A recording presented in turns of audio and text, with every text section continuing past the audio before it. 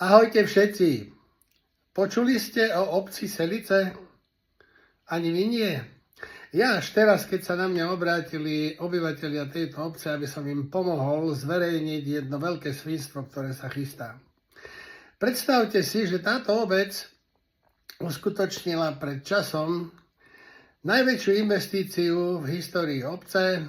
Investovala vyše 6 miliónov eur do obecnej kanalizácie.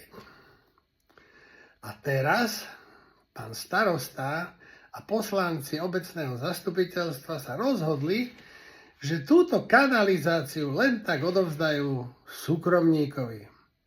Ten súkromník už dal najavo, že zvýši poplatky pre obyvateľov tejto obce 5-násobne.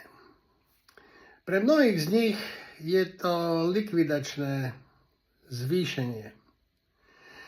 Chcem vás poprosiť, aby ste vyjadrili svoju solidaritu tejto obci najlepšie účasťou na zajtrajšom zasadnutí obecného zastupiteľstva, ktoré sa uskutoční v budove obecného úradu o 16. hodine. Ktorí nemôžete, zdieľajte to prosím. Chcem vás odkázať na jedno video, ktoré som zdieľal včera. Istý Miroslav Lift tam veľmi sofistikovane 20 minút popisuje túto problematiku a preto to nechcem opakovať.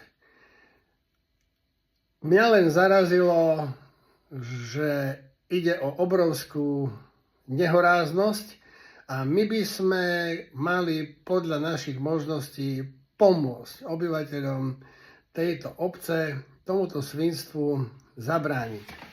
Ľudia v Kôlároch hovoria, že obec postavila aj nejaké bytovky, ktoré sú doteraz prázdne. Údajne aj tento zámer má prispieť k tomu, aby ľudia nestíhali platiť výdavky spojené s bývaním a opustili svoje domovy.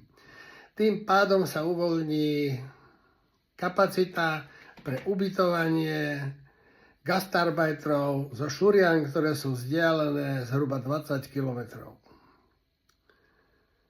Je to príšerné a opäť apelujem na akúsi empatiu, spolupatričnosť, lebo ak si povieme, že nás sa to netýka, lebo my sme zatiaľ v pohode, tak si uvedomme, že ak sa nás to dnes netýka, zajtra sa nás to môže týkať. A my keď nepomôžeme dnes im, zajtra nepomôžu iní nám. Co na to poviete? Ja by som tam zajtra išiel, ale zdravotná indispozícia mi to nedovoluje. Preto aspoň takouto formou chcem prispieť svojou troškou k tomu, aby sa zmobilizovali ľudia, ktorí majú vzťah k spravodlivosti a aby pomohli obyvateľom tejto obce. Majte sa pekne, dovidenia, do počutia.